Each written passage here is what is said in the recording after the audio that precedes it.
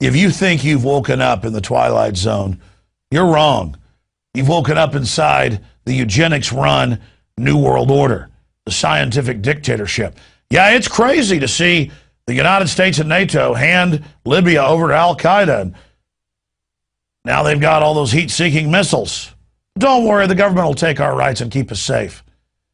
If you think it's unbelievable that the ATF would ship guns into Mexico and drugs back into the United States and nobody would get in trouble, this dark ride into the New World Order has only begun.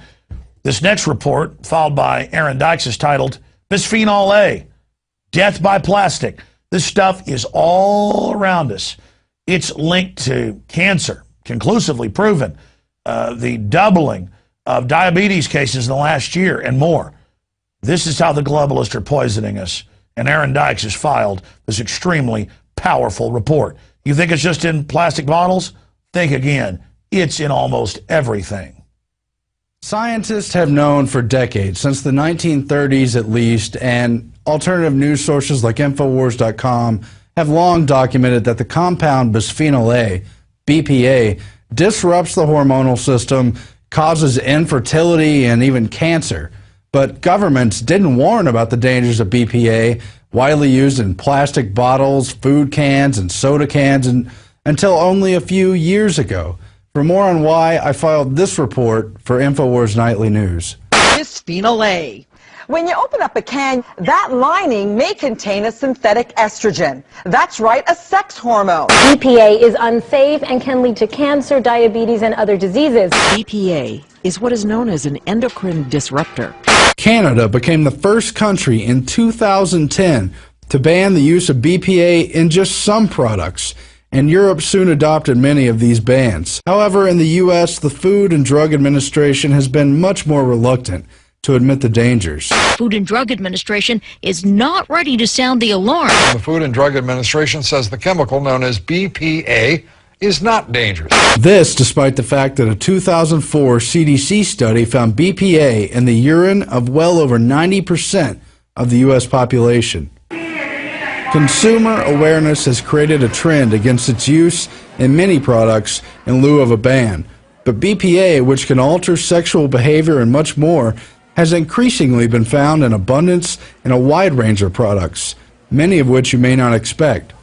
This includes most of the printed store receipts, money, printer ink, dental amalgams and fillings, baby formulas, cosmetics, and now similar estrogen-mimicking hormones have even been found in top name-brand clothing.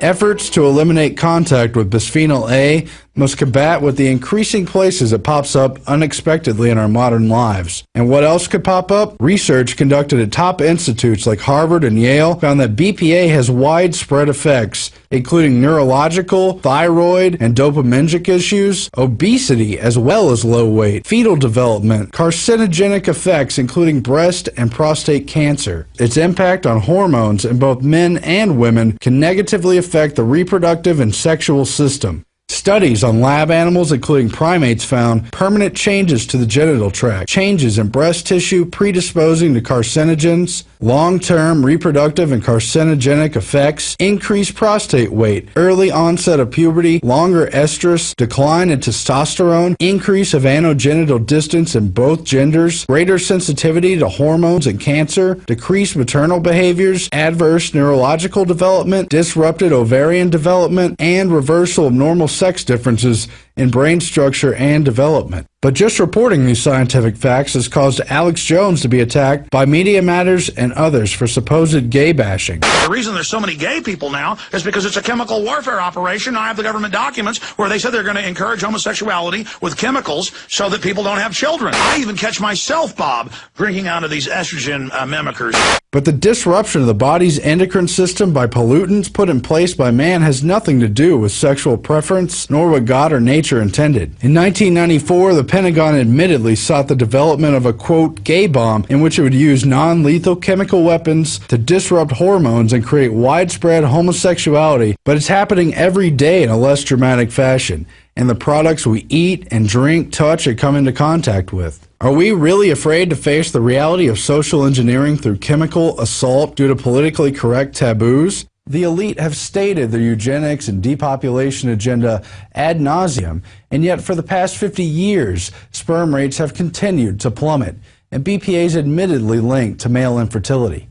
We're losing our humanity to this chemical subterfuge through GMOs, BPA, and other materials. We face a children of men scenario of near total infertility, and we must own up to these facts before it's too late. Back to you, Alex. Thank you so much, Aaron. And I notice here, U.S. diabetes rate doubles in last decade. That's out of the Associated Press. Most cancers have doubled in the last 10 years. They're talking about almost complete infertility by 2025 in the Western world. And a big part of it is BPA. But if you talk about fish and amphibians like frogs, now having their gender destroyed, you are being homophobic towards frogs.